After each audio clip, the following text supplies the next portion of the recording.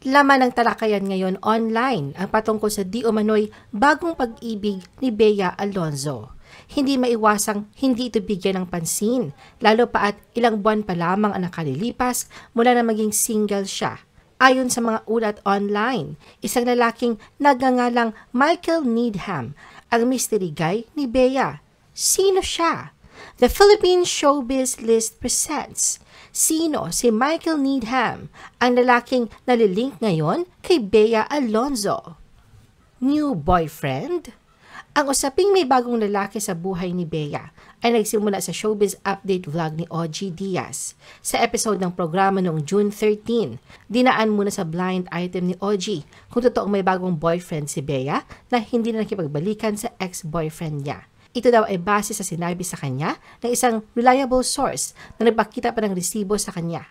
Ayaw ng pangalanan sana ni OG ang blind item niya, pero hindi siya pinakawalan ni na Mama Loy at Tita Jegs na kailangan pangalanan nito kung sino ang aktres na kanyang tinutukoy. Natawa naman si OG, kaya itinuloy na niya ang tanong sa pagsasabing how true na may bago na raw boyfriend itong si Bea Alonzo. Biglang na nahimik naman ang dalawa niyang co-host habang pinakita sa video si Bea. Lahat ni OG, kung totoo man daw ito, ibig sabihin ay naka-move on na talaga si Bea. Wala nga raw sila nabalitaan nung kasagsagan ng panliligaw at ang nakarating lang sa kanya ay mayroon na pala itong bagong nobyo. Sa tanong naman kung nasunod ba ni Bea ang 3-month rule, ayon kay OG, hindi siya sigurado. Pero kung pagbabasihan ang kumpirmasyon ng breakup nila ni Dominic noong February at ngayon ay Hunyo na, sa tingin niya ay nasunod naman. Patungkol naman sa pagkakakilanlan ng lalaki, ayon kay OG, wala ito sa showbiz. Parang Pinoy at half foreigner nga raw ito. Sa huli, nilinaw ni OG na tanging si Bea lamang ang makakasagot kung totoo nga bang may bago na siyang boyfriend at sinabing hintayin na lamang kung aaminin niya ito o itatanggi. Ang usaping ito ay tila nakarating naman sa kampo ni Bea. Katunayan sa isang ambush interview sa naganap na press con na kanyang bagong serye na Widow's War, nagbigay siya ng mabilis na update sa status ng kanyang puso. Nang tanungin si Bea kung siya ba ay kasalukuyang in love o handang magmahal muli, confident at natatawang sinagot niya ito ng no at mariing iginiit na siya ay very much single. OG Diaz asks who was the man with Bea on flight. Sa kabila ng paglilinaw ni Bea na siya ay single, hindi pa din mamatay-matay ang espekulasyong may bago na nagpapatibok ng kanyang puso. Sa showbiz update vlog ni OG kamakailan, muli siya nagbigay ng update sa usaping ito. Dito ay pinakita niya ang mga larawan ni Bea kasama ang isang British gentleman sa isang Cathay Pacific flight. Gayunpaman, pagdating sa kanilang destinasyon, silang dalawa ay nakitang magkahiwalay na. Sa paglalarawan ni OG sa eksena sa airport, batay sa mga larawan na pinakita sa vlog, binigyang diin niya ang mga espekulasyon hinggil sa kasama ni Bea. Sa bungad ni OG, binalikan niya ang naging panayam kay Bea kung saan ay itiranggi nito na may boyfriend siya. Hindi siya in love at lalong wala siyang karelasyon. Ayon kay OG, naiintindihan niya kung saan nanggagaling si Bea at kung bakit ito nag-deny. Pero sadyang may nakarating lang daw sa kanyang balita kung saan ay nagtanong sa kanya ang source kung sino ang kasama ni Bea na foreigner sa airport. Paglilinaw ni OG, wala siyang masagot sa nagtatanong sa kanya sapagkat wala talaga siyang alam. Mas maigi nga raw na si Bea na lamang ang sumagot sa mga katanungan kung magkaibigan lang ba talaga sila ng lalaki o hindi at kung ano ang rason niya bakit hiwalay sila sa pagpasok at paglabas ng eroplano. Pero sabi ni OG, mula sa kanyang source, sa aisle ng eroplano ay magkatabi naman daw sina Bea at ang lalaki na parehong gilid, yung nasa window na solo-solo lang daw o business class. Sa katanungan naman ng pagkakakilanlan ng lalaki, ayon kay OG, may nakapagsabi sa kanya na ex-boyfriend daw ito ni Kylie Verzosa. Is Michael Needham Bea's mystery guy? Matapos mabigyan ng mukha ang lalaking inuugnay ngayon kay Bea, katulad ng inaasahan, kanya-kanya na pang-uusisa ang publiko sa pagkakakilanlan nito. Bilang napaulat na dati itong nobyo ni Kylie Verzosa, madali lamang itong nakilala sa katauhan na nagngangalang Michael James Bangoy Needham. kung saan ay tumugma ito sa description ng kasamang mystery guy ni Bea na may lahi at matangkad. Matatandaan na taong 2018, lumutang sa showbiz world ang pangalan ni Michael na mapaulat ang pagkakaroon nila ng relasyon ni Kylie.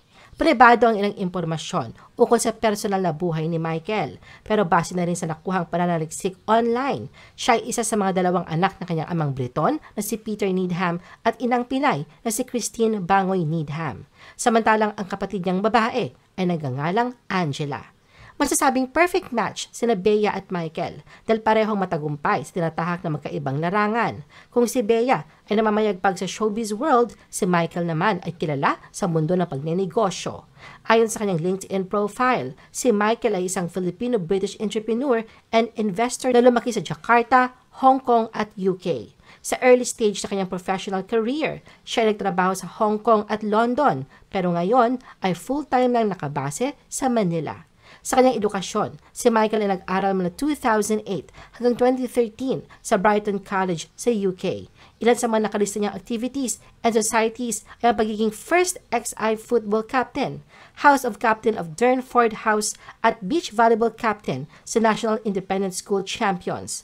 Samantala mula 2013 hanggang 2017, siya ay nag-aral sa the London School of Economics and Political Science ng Bachelor of Science Management, kung saan siya nagtapos with 2:1 overall honors. Patuloy din ang pagiging aktibo ni Michael sa mga aktibidad at samahan na nilahukan. Kabilang na riyan ang pagiging President of LSE Boxing Club, President of Passfield, LSE Football Club 2nd XI, LSESU Business and Finance Group, LSESU Economic Society at LSESU Fashion Society.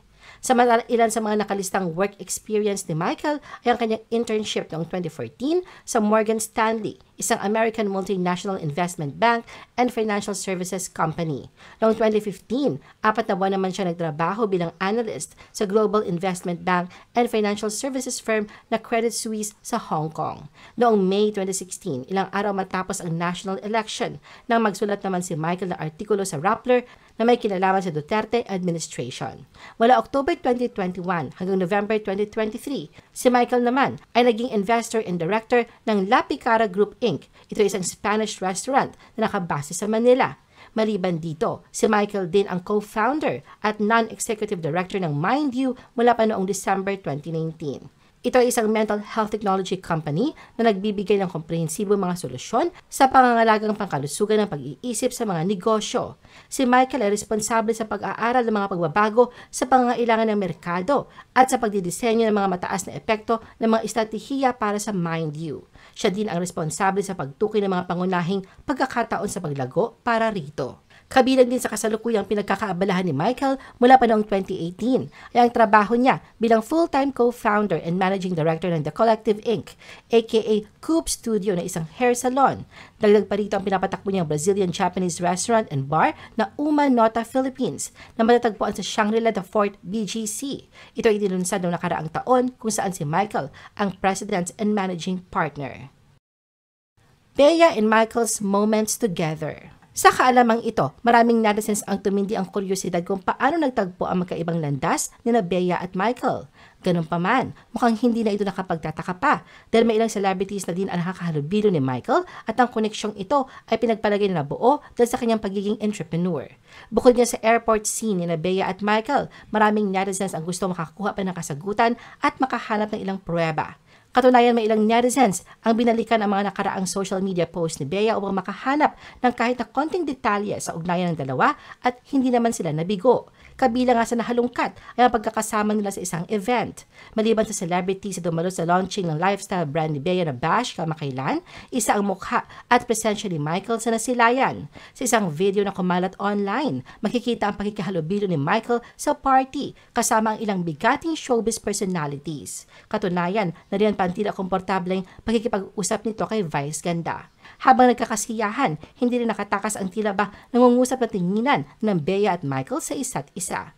Maliban dito, hindi rin nakaligtas sa papanuring mata ng mga netizens ang Instagram post ni Bea noong June 19 kung saan isa sa kanyang pinasalamatan sa matagumpay niyang first bash pop-up store ay ang pinagdaunan ng pagtitipon.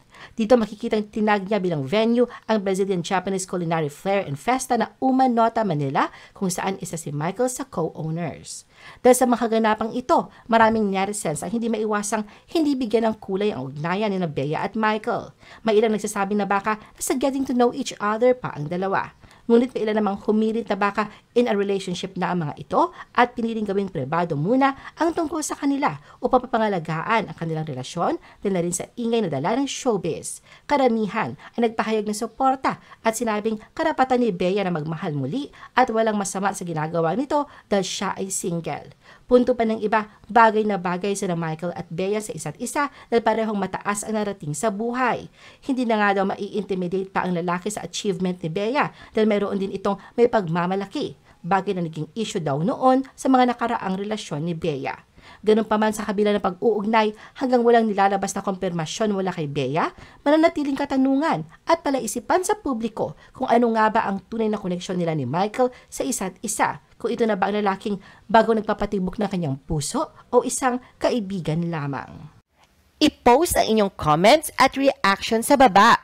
At huwag kalimutan na i-like at i-share ang video na ito.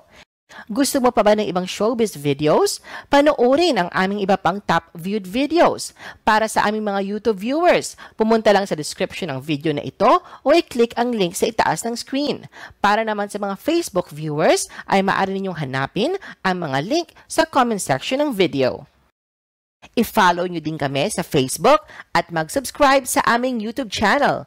Thanks for watching!